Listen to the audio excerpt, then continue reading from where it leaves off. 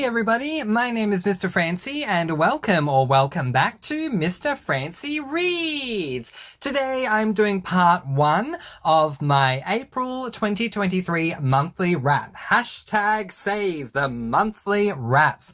I am so excited to get into this. So the way that I do my monthly wraps these days is I split them up into 2 parts. I do the first half of my monthly wrap in this video and then the next one I'll do the second half. This allows me to take more time with each book as opposed to, not having anywhere near enough time to discuss the books with you all because I read too many books every month. So that is what it is. We're going to start off part 1's monthly wrap by putting the stats up on the screen for the books that I read for the first half of April 2023. But in part 2, I will put the complete stats for the entire month of April up on the screen. So let's put the stats up on the screen for the first half of April 2023. So on the screen now. And so for the first half of April 2023, I read a total of 6 books comprising of 3 YA and 3 adult books. To my genres, I read 3 fantasies, 1 horror, and 1 mystery. And to my star ratings, well, it's pretty even. I had 2 5 stars, 2 4.5 stars, and 2 3 stars. No 2 stars, no 1 stars. It was either average, better than average, or amazing. So let's jump in and talk about all the books that I read for the first half of April 2023. So the first book that I read for the first half of April 2023 was this book, The Getaway by Lamar Giles. This is an interesting one to give you a statistic on because it is a YA horror according to Goodreads, and according to the publishing company, it is a YA dystopian. Because it is marketed as a YA horror on Goodreads, that is the genre I'm going with, and that is why it's getting the star rating that it's getting. In saying that, the premise of this book is that we follow Jay and his friends who work at a resort that sounds very much like Disneyland. Jay loves working here and is enjoying life, working and being with his friends. Then one day, his friend Connie goes missing and everyone gets worried. But this is just the tip of the iceberg. There is so much more to Karloff country than meets the eye. So to my thoughts. This book, as I said, it's marketed on Goodreads as a horror, and therefore I'm basing my rating on that. There were some horrific scenes, and I did appreciate those. In fact, they make up the majority of the star rating that I gave, which was 3 stars. I have to say that the first half of the book I found to be boring, and yet also confusing. I listened to the audiobook, and I think that had something to do with it also, as the narrator didn't seem to show a whole lot of emotion. When things finally did pick up, I'm not a fan of slow-paced books, it did get interesting and I truly appreciated the twist. However, as a dystopian, not as a horror. For me, it's tough to consider this a horror. I view it more as a dystopian with some horrific elements. However, so too did The Handmaid's Tale, and yet it was not called a horror. So my thoughts on what a horror should be are subjective, but so too are my reviews. And as a subjective opinion, this book was not a horror, and I was disappointed given I went in expecting a horror. The characters were fine, but it didn't really ever feel like I got to know them or have enough time to feel invested in them. Also, this book has a lot of exposition, tell rather than show, and all in all, for a horror, it was fine, and I appreciated that I read it, but at the same time, as a horror, it just wasn't the book for me. I just think the book should be given a different cover that reflects what it should be marketed as, which is a dystopian. So, yeah, just looking at the cover, the first thing you think of is a horror. Different books, you can tell with certain things that they do that they look like they're going to be a certain genre, and this definitely looks like a horror. It does not look like a dystopian. So, yeah, for a horror, I gave it 3 stars, and I really do think they should change the cover, and it's going to sit in my horror section on my bookshelf. But 3 stars for The Getaway by Lamar Giles. So the next book I read in the first half of April 2023 was this book, Zodiac Academy: The Awakening by Caroline Peckham and Suzanne Valenti. This is marketed as a new adult fantasy. However, I don't believe in the term new adult. So that's just me. It's a subjective review, but hey, it's my channel and I'm allowed to be subjective. So if I come across a new adult, I'll read it and then I will either round up or round down. So I'll round down to a YA or round up to an adult. And for me, I'm calling this an adult fantasy. So yeah, it's an adult fantasy and I gave this book 4.5 stars. So the premise of this book is that we follow two girls, Tori and Darcy, who are twins and have lived a very tough life, fostered out to a father who only wants them for a paycheck. Tori and Darcy run away on their 18th birthday, and while Tori is off doing a job, a man tries to talk to her. She brushes him off, but he follows her home and explains to her and Darcy that he has come from their blood parents' world, Solaris, and that their blood parents were the king and queen of his world but are now dead. He tells them that they are set to inherit the throne and the financial inheritance that comes along with it, provided they graduate from Zodiac Academy. So they both decide to go and give it a try. Zodiac Academy is filled with all different types of creatures, all there to learn more about who they are and what they can do. But four boys are intent on standing in the way of Tori and Darcy's success at the Academy and their potential to regain their rightful place on the throne. They are the current heirs to the rulers of the current throne and will stop at nothing to keep their potential throne for themselves. So to my thoughts, I enjoyed the book. While the magic system by far and away is the softest I've read in my life, the journey Tori and Darcy took was intriguing for me. I enjoyed seeing them at the Academy, which reminded me heavily of a cross between an adult version of Hogwarts and Legacies, the TV show, and loved that we got to see them in their lessons. I also enjoyed getting to know the characters. The ending surprised me, but was still good, and I look forward to reading book 2. So I deducted 0.5 stars for the first two chapters. I nearly DNF'd after the first two chapters.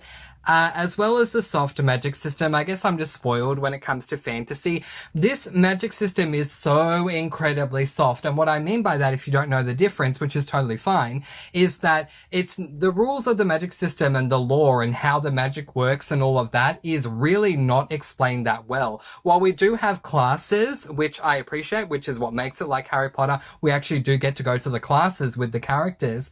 The way that you produce the magic that you have, which by the way is elemental magic. So you're either going to have the ability of earth, air, fire, or water, or a combination of one or more of them. Is more to just think of that thing and then that thing happens, which is incredibly soft for me. And as a Brandon Sanderson Sando, whatever you want to call it, a big fan of his. Yeah, this was just way too soft to me as far as the magic system was concerned. But I enjoyed the story, I enjoyed the characters, and so that definitely worked for me. And yeah, so plot and characters gave it a 4.5 star rating for me, and I'm looking forward to continuing on with the series. So the next book that I read was this book, which is Zodiac Academy: The Awakening as Told by the Boys by Caroline Peckham and Suzanne Valenti. So this is more like a 1.5, but it's not a novella, which is what I'm used to with books 1.5. Well, actually, no, it's not really 1.5. It's more 1A. So with book 1, with The Awakening that I just spoke about, that is the version of Darcy and Tori telling their story. This book is the exact same story, but it's told from the perspective of the boys that are hell-bent on stopping the girls from trying to take the throne. And so, again, this is technically a new adult fantasy, but I upgraded the rating to an adult fantasy. And unlike with The Awakening, I actually gave this book the full 5 stars. I loved everything about this book from start to end. Oh my gosh. I loved getting to know all the boys as well as their backgrounds. I can honestly say there wasn't one boy, well, one of them, Orion, is actually a man, but still, the book is called As Told by the Boys, that I didn't like, or appreciate at the very least, or get or understand. So That was fantastic. I loved getting to know them.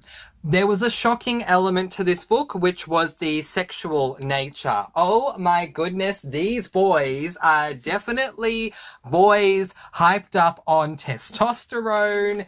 Every chance they get to mention their member, their appendage, whatever you want to call it, they do.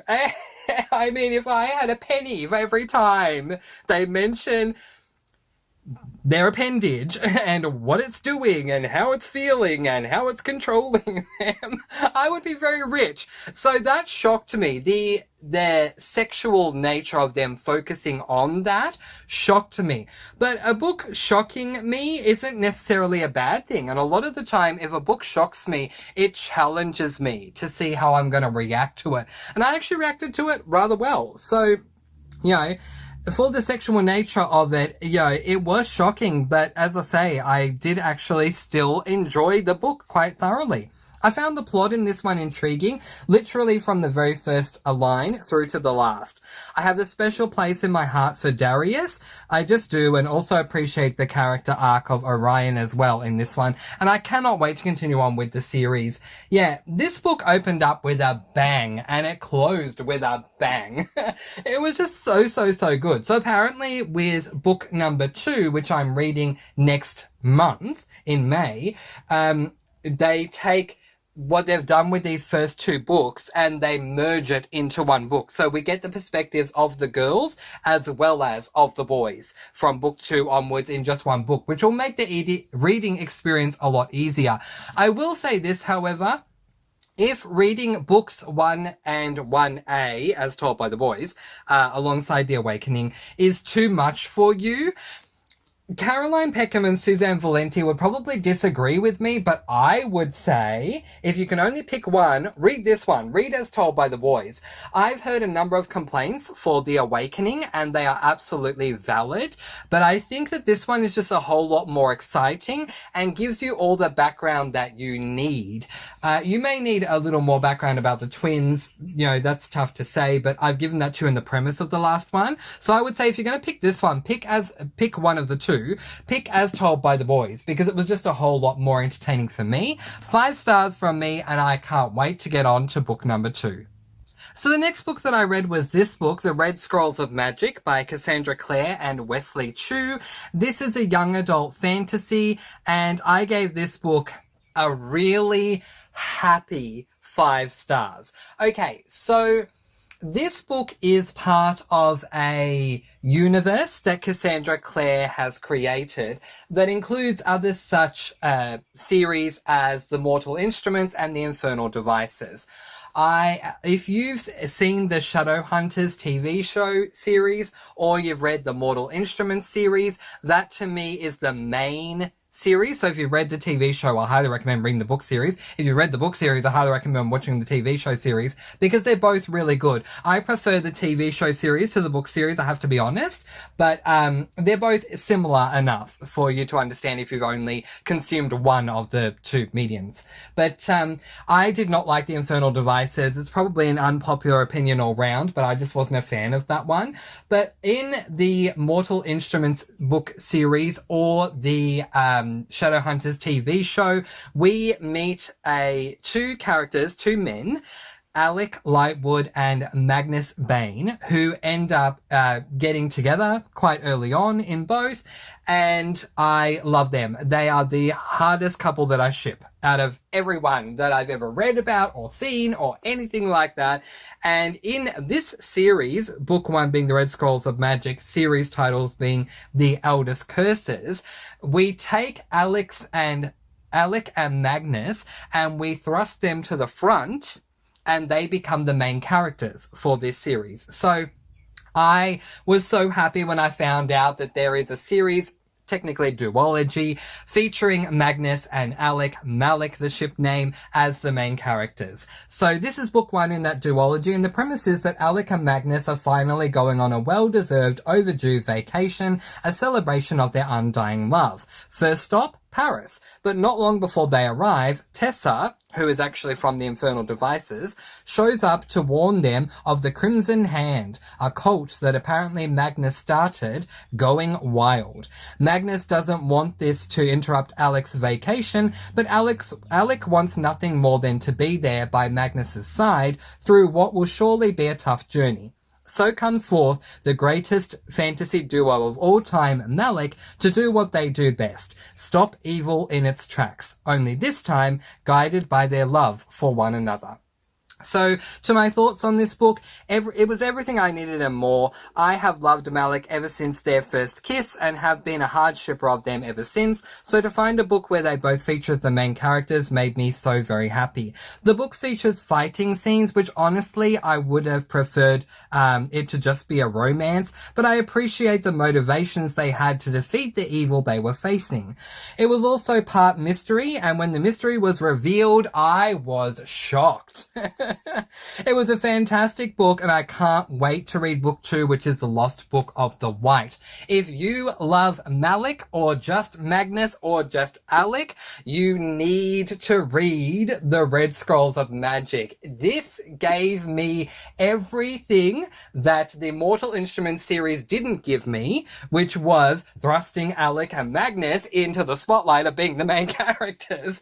Because there is a book in the Mortal Instruments series, I won't say which one so I don't spoil it, where Alec and Magnus either don't feature at all or just feature right at the end of the book, which really upset me because Alec is my favorite character. And who remembers me saying this line? With Alec on the cover! I celebrated the heck out of Alec when I was reading the Mortal Instruments series. So the fact that we have a duology where they are the center of attention, the central focus, made me so happy. Cannot wait to get onto Lost Book of the White. An overwhelming 5 stars from me. So the next book that I read was this book, My Only Sunshine by M.J. Fleming. This book is an adult thriller, and I gave this book 3 stars, which is really disappointing given that I've been wanting to read this book for 3 years. It is an adult thriller. I was told it is incredibly thrilling. It will not let you down, and overall, it did just that with me. It let me down. So, let's talk about the premise and my thoughts. So the premise of this book is that as a child, Taylor was kidnapped and held hostage, experiencing abuse of all forms. In the present, she is now free, though is she really? Taylor only remembers about 20% of what happened while going through the abuse she's experienced, and now, with another child being kidnapped, presumably by the same guy, Taylor wants to work at remembering every vital detail, knowing that somewhere there might be a clue that helps them to find the currently kidnapped girl. But she also feels like she's being watched. Is she free, or is her kidnapper just biding his time? So, to my thoughts on this apparently thrilling book. Yes, this is an opinionated monthly wrap because it is my channel, dagnammit.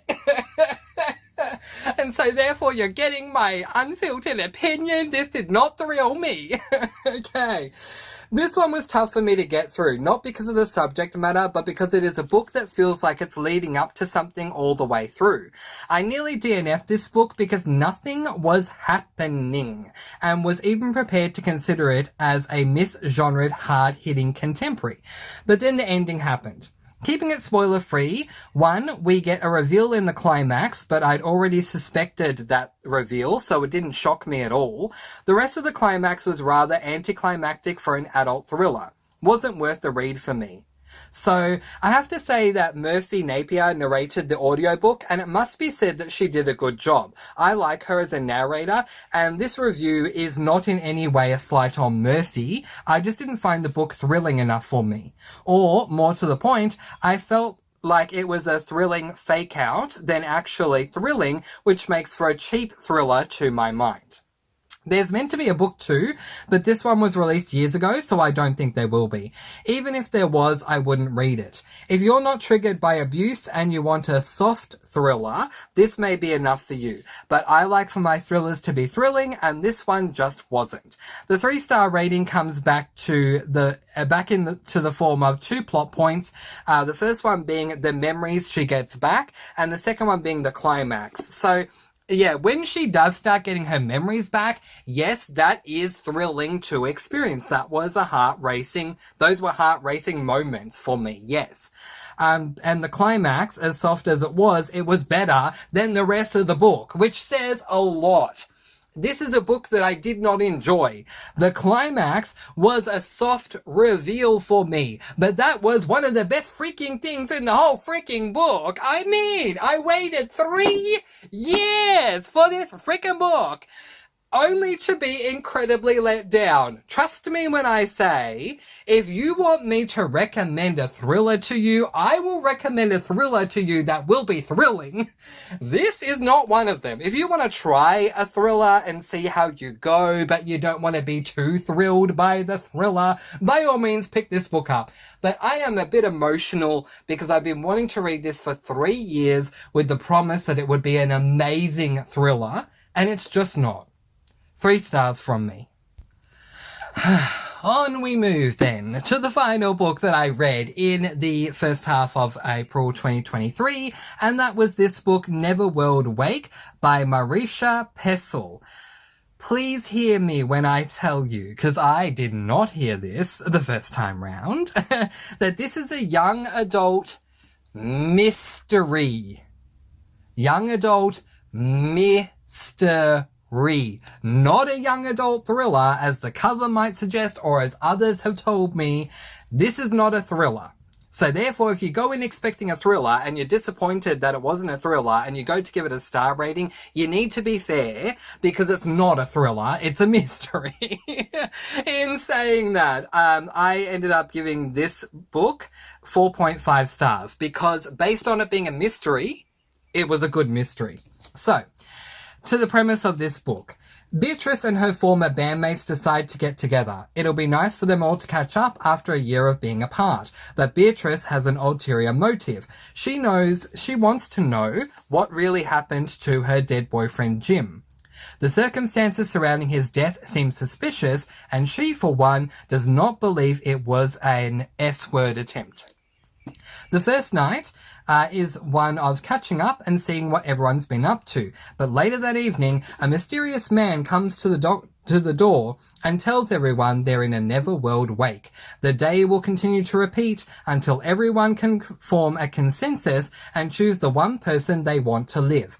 That person will live, the rest will die. Who will they choose and who killed Jim? Only time will tell.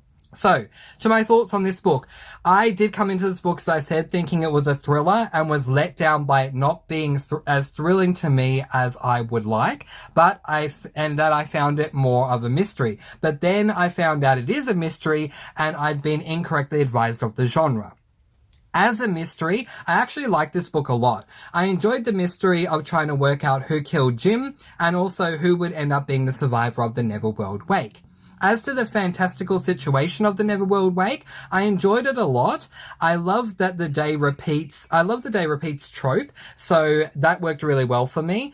I just, for some reason, think it would have been better to have the votes be the other way around. Instead of voting for the one person that will live, vote for who will die.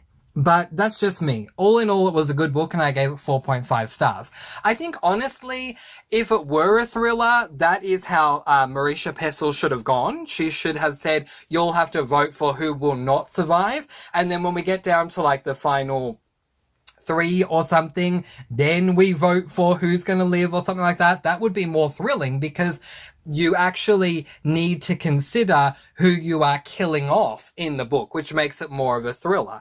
But because it's a mystery, it does make more sense that you are voting for who is going to survive. So, again, it's not a thriller, but I guess it could be thrilling to imagine yourself in this situation and thinking, here I am with 5, 6, 7, however many it was, people. who am I going to vote for to live? And I don't remember if you can vote for yourself. I think you can. And so, yeah, that would be interesting because I think everyone would selfishly vote for themselves anyway. But when you realize there needs to be a consensus, because at the end of the day, if there's a tie, then the day just keeps repeating until there is a consensus on who is going to live.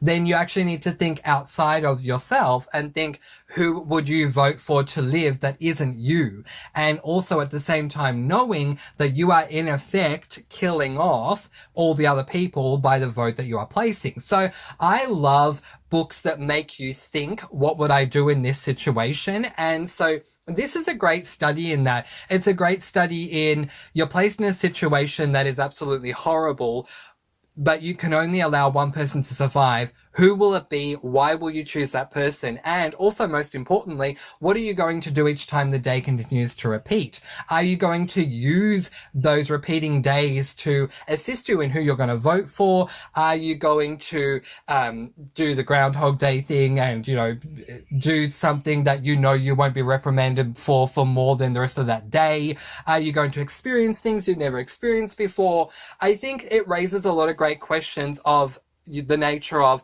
what would I do if I was in that situation. So that was good. But yeah, remembering that it's a mystery, the mystery was good because the mystery was literally who killed Jim and how did it happen. So the mystery side was fantastic. It's just with the fantastical end, there were some things that I'd probably do differently, but being a mystery, they make sense. Does that make sense what I said? I hope so. But anyway, yeah, ultimately for a mystery, I gave it 4.5 stars, and I would like to read more of Marisha Pessel's work. I just think that I need to go in absolutely certain as to what the genre is next time, because I did go in convinced it was a thriller and not thinking that it was a mystery. But 4.5 stars from me. And now we imagine me holding up all of the books I've spoken about and saying, now it's time for everyone's favourite game that we like to call Up, Up, Up, Up, Up, Up, Up. These are all the books that I read in the first half of April 2023. What books did you read for the first half of April 2023, that is? Let me know in the comment section below. Keep an eye out because the next video that I'm putting up will be my April 2023 wrap part 2, where I talk about the next 7, yes, 7, making a total of 13 books that I read in the month of April. But in the meantime, letting you all go with peace, blessings, and so much love. Please do be kind and love one another and spread your sparkling energy all throughout the world. And until next time, happy reading. Bye, everyone.